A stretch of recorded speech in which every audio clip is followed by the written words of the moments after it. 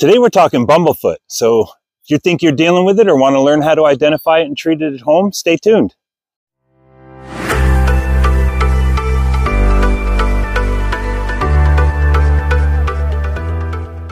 Today we are dealing with our first case of Bumble Foot. And 10 years in, we've never had to deal with this. So we had to rely on some information. We're going to follow some of the traditional methods for treating it, but we're going to try some new things that we've used in the past that are a little more on the natural side, that we've used with the horses, and see if we have some success here. So we'll show you how we discovered this. The girls were just hanging out on the deck with us, and we noticed the one girl had a little bit of swelling in here on the webbing of her foot. Little bit of puffiness in there. You can see on the other foot there, it's quite normal. No swelling or puffiness in there. Anyway, so we'll get a look at this thing underneath here. And this is what you're looking for. So chickens, they have a different way of dealing with infection. This is basically staph. So it kind of creates a hard cluster around the infection. We're going to go ahead and soak this in Epsom salts for about 20 minutes. We got our Epsom salt bath here, about a gallon of warm water and a quarter cup or so of Epsom salt. And we have a little friend that's concerned. Going to come check things out. Yeah, everything's good here. Moving on. So the girls are running around all day and they scratch. They might get a cut in their foot on a piece of glass or a nail or anything really sharp enough to break that skin on the bottom of their foot, and then it creates that infection. They are exposed to a lot of manure and other dirty things on the ground as they move around through the day. So it creates that bit of infection. Now, she looks like she's fighting it off pretty good. We haven't even really seen any limping or anything out of her. We just happened to see that little bit of swelling. So hopefully we caught it early enough and we can get it treated.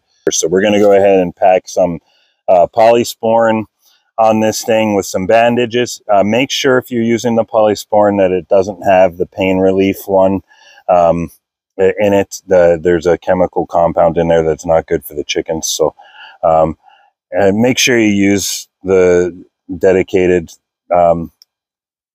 bottles as well, and wear your gloves when you're dealing with these staph infections. You don't want to carry it in your house or into yourself if you've got cuts or anything like that. Okay, so we packed some polysporin on this gauze. We're going to wrap it around once and then get it through the toes. Come through the toes and then back over the top and then back through the other toe. You want to make sure you don't strap their toes together so they can still walk and balance themselves. And then finish it off on the top there so she doesn't pull it off when she's walking. You got your scissors there somewhere. And then, yeah, we'll check back tomorrow around this time, let it sit for 24 hours. Hopefully that polysporin softens it up. Okay, here we are, attempt 2 at removing this abscess or whatever you want to call it, the scab from her foot. We did soak it overnight with the polysporin. It has softened it up a bit. So what we've been doing here is just kind of working it around from the edges all the way around to kind of soften it up and get it pulled away. And once we get all that infection out of there, we're going to go ahead and get it filled with some iodine and hopefully clean up any remaining infection that's in there. And this part's going to be a little difficult. You're going to want to make sure you've got the chicken good and swaddled. An extra set of hands might even help. Remember, wear your gloves. Anyway, we've hopefully just about got this thing out. It's quite a gross process, but once it's out of there, we can get it cleaned up and bandaged and get her healed up, hopefully.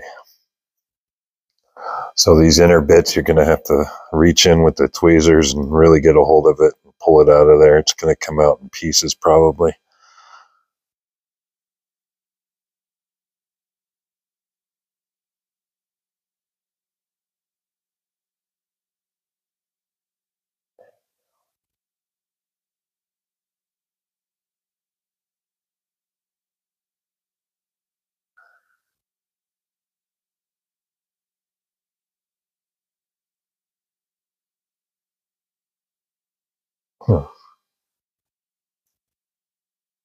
Doesn't look like the infection goes too deep.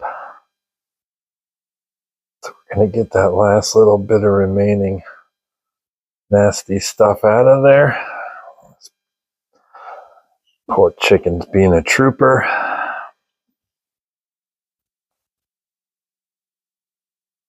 And that's it. We're going to go ahead and get this thing cleaned up now with a little bit of iodine.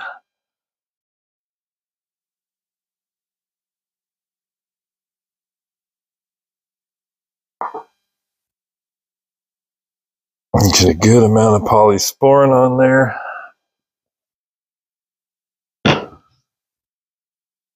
And our vet wrap.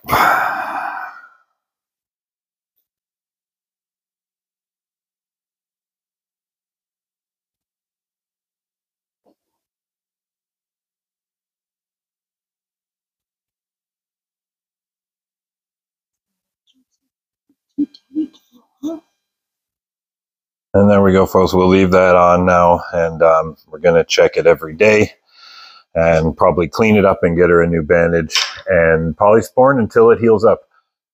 Okay, here she is, just minutes after getting bandaged up. She's already out doing her normal thing. So I imagine with that big mass out of there, she's got quite a bit of relief now.